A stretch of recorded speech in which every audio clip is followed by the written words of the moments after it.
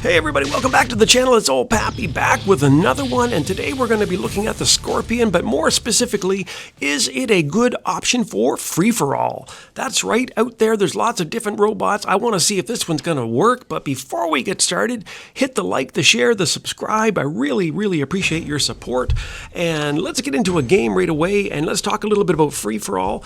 Now, obviously, out there right now, the dominant bots in free-for-all are the Ravanas. Some people are using Leech, but mostly the Ravanas, and you will see a lot of t-falcons out there as well. I have 2 Ravanas in my hangar, I have 2 Scorpions, and I have a Nightingale. Nightingale? Why would I have a Nightingale? Well, you'll see later on in this game, but let's get started right away. What's the first thing I do when I drop in? I look to see where the other players are, and you can see they're all cheeky monkeys, aren't they? Because a lot of them don't actually come into the game until at least several seconds into the game. They're all hanging back and letting everybody else drop in first so they get some sort of advantage. Now, I must have actually hit a time warp because I think I time warped back to 2016 because look at that, I just found a Lancelot, but now comes the Predator. Look at this guy here. Hey, and there's some lag here too. That's not going to help me, man. When I have to fight a Ravana and lag, that's a recipe for doom. So holy crap, a roly! Look at this. And here comes a t-falcon. Yikes! Get out of here! Get out of here! I'm going to use my Scorpion's teleport ability. I'm going to get the hell out of dodge. And right now, now I'm getting hit again. Who else is hitting me? I'm getting hit from behind as well. Oh my gosh! Look at that. There's 2 Ravanas and a t-falcon there. Holy. Well, that isn't a very good start for Mr. Scorpion, is it? Now, let's just take a step back and talk about the Scorpion for a sec. So the Scorpion is an ambush predator. It is not a brawler. So really, it's not meant for free-for-all like this. One-on-one, sure.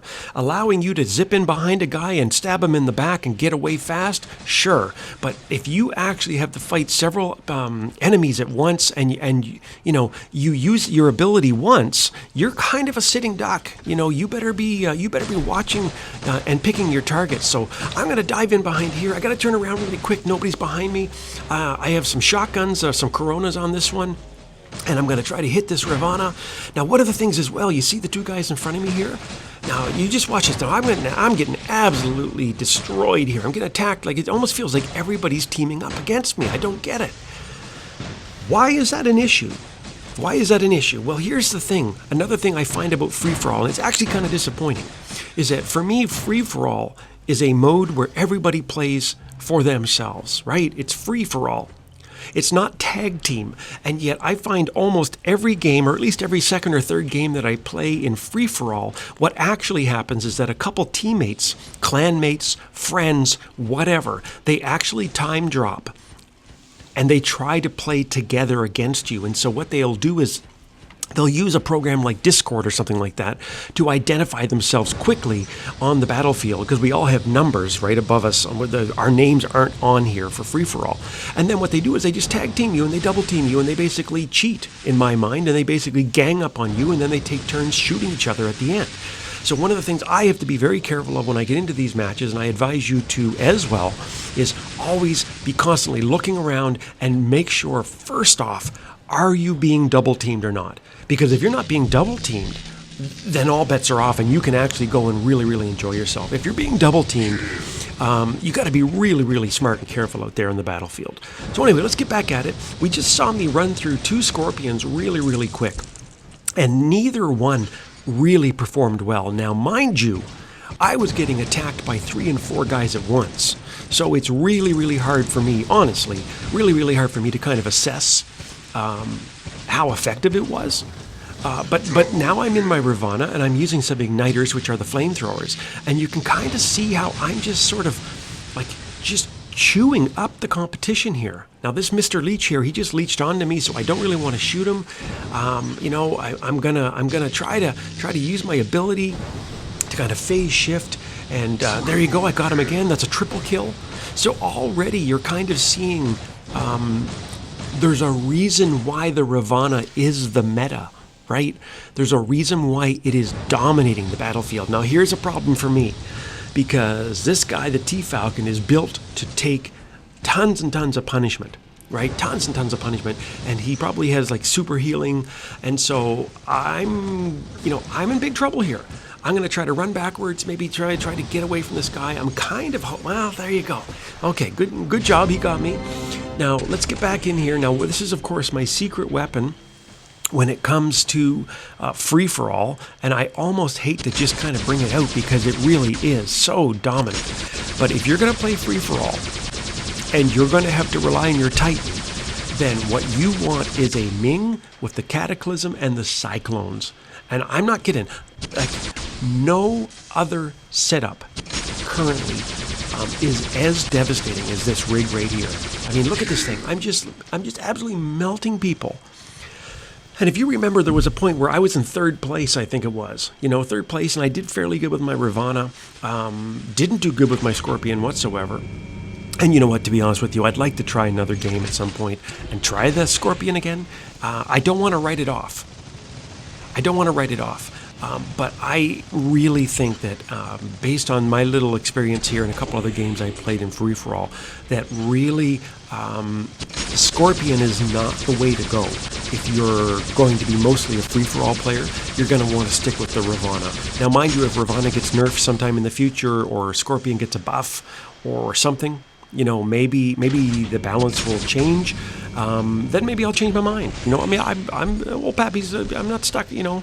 I may be 117 years old, but I'm not stuck in my ways. I'm an old dog who can learn some new tricks, and I'm happy to change. But right now, I think that for your money, if you're going to play free-for-all, you might as well just try to get as many Ravanas in there as possible. Get them in there with shotguns. Get them in there with Coronas. Cryos is another good option. And even Scourge will work. But really what you're not looking to do is just get a bunch of Scorpions in your hangar for exactly what you saw on the video, which is that as soon as your ability's done, if you can't teleport back safely without knowing that some little ding-dong's hiding behind you and a phantom is going to shoot you in the back as soon as you teleport back into safety, then you might as well stick it out to the Ravana and just ride that, use the special pilot and ride that special ability to fame and glory, right? But anyway, check it out. Look at this. We got 3 minutes left in the game. My Ming is just absolutely destroying people. What are we now? I'm in first place. I can't even remember how many kills I got. I got a lot. Let's see what I can do here. And one of the other things, a little tip for you guys all, is that I always use target lock. Now, sometimes it gets me in trouble because you're constantly having to click through all the different opponents to try to get to the one you want to shoot.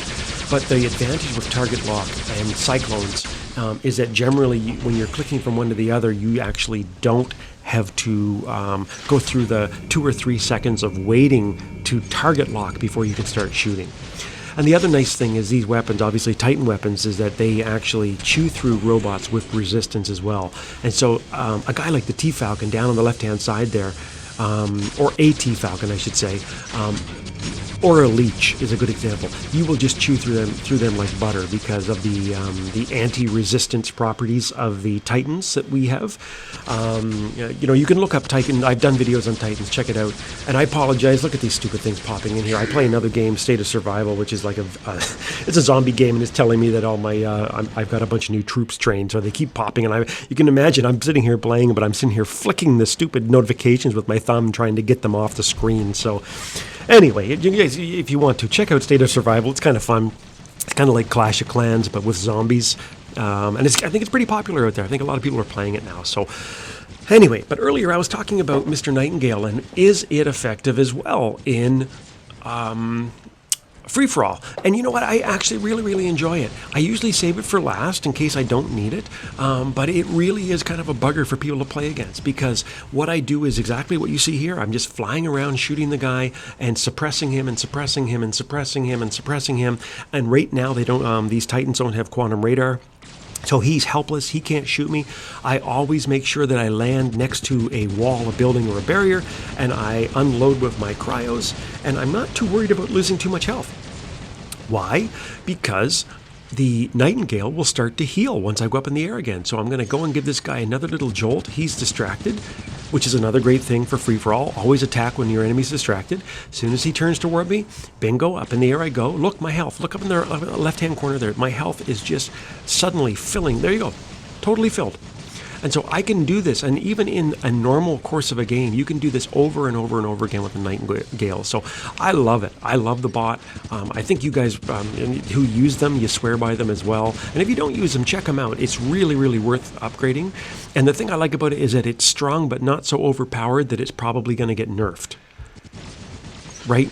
Like, that's one of the things we got to be really careful of when you invest into a bot is, if you put too much money and resources into the hot new toy that's out there, chances are, oh, god damn, there goes another state of survival notification. Oh, well, my tactics are research. Good for me, I guess. Sorry about that. Anyways, get back at it here. So I'm going to get another kill, bingo bango, and the game's almost over. 14 seconds, 13, 12. I don't think I can kill this guy in time. But yeah, so anyway, a little to sum it up, this game's basically done. I'm going to come first. Let's wrap it up with my final thoughts. For now, I'm going to say Scorpion will work, but I would not exchange it for Ravanas. I would keep the Ravanas for free-for-all. For all the reasons you saw during that game, the Scorpion is not really built for free-for-all brawling. It's more for like knife fighting and backstabbing. How did I do? Okay, 3.7 million, got 10 kills, not bad. It was a lot of fun. I really love Scorpion for regular play, not necessarily for this.